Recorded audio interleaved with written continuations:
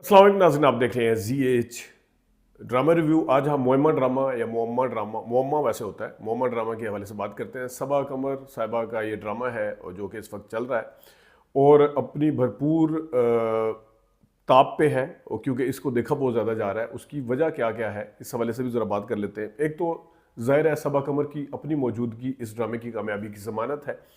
उनके ड्रामे अभी रिसेंट जितने भी आए हैं वो टॉक ऑफ द टाउन ही बने हैं, और इसकी कहानी अगर देखा जाए मुअम्मा ड्रामा की तो ये भी बड़ी डिफरेंट सी है।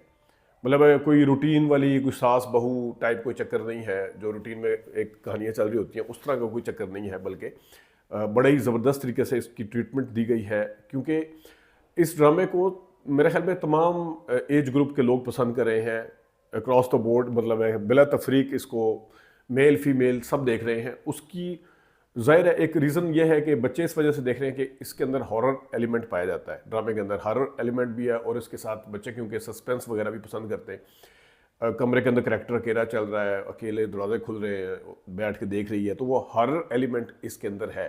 हॉरर जॉनरा ऐसा है जिसको मेरे ख्याल में दुनिया भर में सबसे ज़्यादा पसंद किया जाता है। अभी आप देखें वो दीमक फिल्म, मैंने यकीन करें कि सुबह 3:30 बजे का शो देखा था और सिनेमा जो था वो पैक था। ये एक इस जॉनरा के हवाले से लोग पैसे लगा के देखने के लिए तैयार होते हैं, तो घर में बैठे बिठाए एक आपको अच्छा हॉरर ड्रामा मिल रहा है, उसके अंदर एलिमेंट इसका पाया जाता है। फिर इसके अंदर सस्पेंस का पहलू भी है, जहाँ पे हॉरर हो वहाँ पे सस्पेंस तो मस्ट है। तो कहानी में आगे क्या होगा, अच्छा उसके साथ साथ फिर आप क्या देखें तो क्योंकि बेवफाई और वफा और उसका औरत और मर्द का जो रिलेशन का ताल्लुक रिलेशन के हवाले से है, उस के ऊपर भी आप देखें कि जो औरतें हैं वो इस तरह की कहानियों को पसंद करती हैं, मर्द भी पसंद करते हैं। और मर्दों के लिए भी एलिमेंट है कि वो एक कोई भी किराएदार वगैरह आ रहा है, हर दफ़ा वो नया शिकार उस तलाश में होती है। तो इस कहानी के अंदर आप कह लें कि हर एज ग्रुप के लिए इंटरेस्टिंग चीज़ है।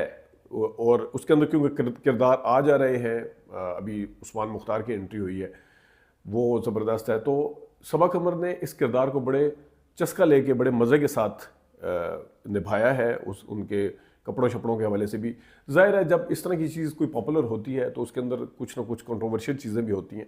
तो इसके अंदर भी कंट्रोवर्सी पाई जाती है कि जनाब देखें क्या कर रही है, नित नए किराएदार घेरती है, प्लान करती है, खाने में कुछ डालती है, ख़ुद वो इस तरह से है, मर्दों को टारगेट करने की कोशिश की गई है, भुला फुसला कर लाती है और ख़ुद मस्ती करती है, जबकि मर्दों को उसके अंदर बताया गया कि ये कितने बेवफा हैं।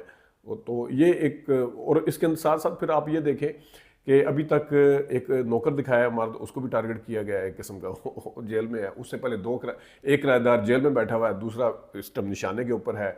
उसका जो खामंद है जिब्रान का, तो जिब्रान जो उसका खामंद सबा का, वो जालिम दिखाया गया, उसके वालिद को बहुत जालिम दिखाया गया। तो ये आप कह सकते हैं कि इस ड्रामे के अंदर मेल जो है वो टारगेट हुए हैं, ये आप कह सकते हैं। लेकिन अगर इसको ड्रामे की हद तक रखें तो ज़ाहिर है ड्रामे को किसी न किसी तरीके से उसको बनाना होता है।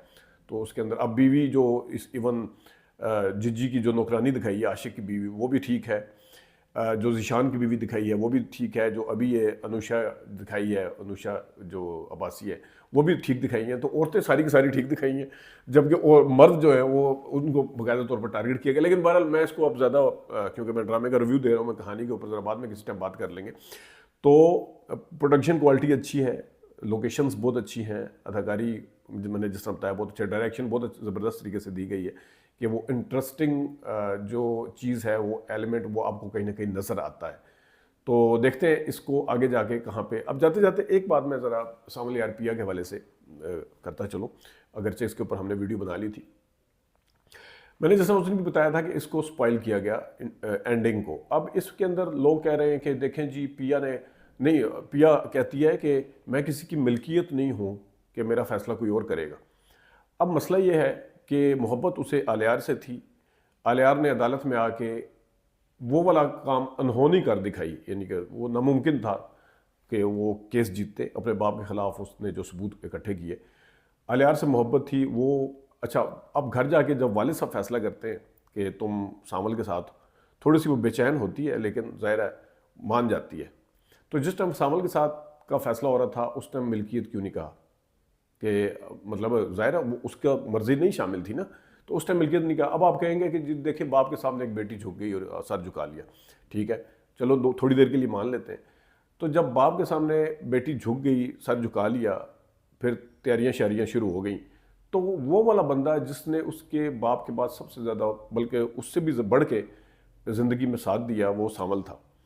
تو جب باپ کے آگے سر جھکا سکتی تھی تو پھر سانول کی مرضی کے آگے بھی سر جھکا دیتی کہ سانول نے اس کو اس بندے کے حوالے کیا جس سے وہ محبت کرتی تھی، اور جس سے نہ صرف محبت کرتی تھی، وہ محبت کا آخری جو نتیجہ تھا کہ جناب وہ ایک سونپ کے جا رہا ہے اس کو آلیار کو، اسی محبت کو جس سے وہ کرتی تھی. یعنی کہ جس سے محبت نہیں کرتی تھی اس کے آگے تو سر جھکا کے وہ شادی کی تیاری میں لگ گئی.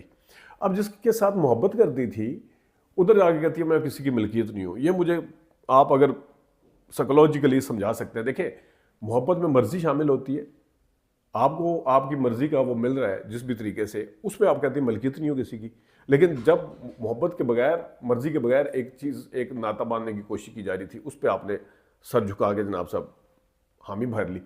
تو یہ اس کے اوپر تھوڑے سے ابھی بھی ظاہر ہے بات ہو رہی ہے کیونکہ، تو میں نے کہا اس حوالے سے ذرا بات کر لیتے ہیں. اپنا خیال رکھیے گا، ابھی تک کے لیے اجازت دیجیے. اللہ حافظ.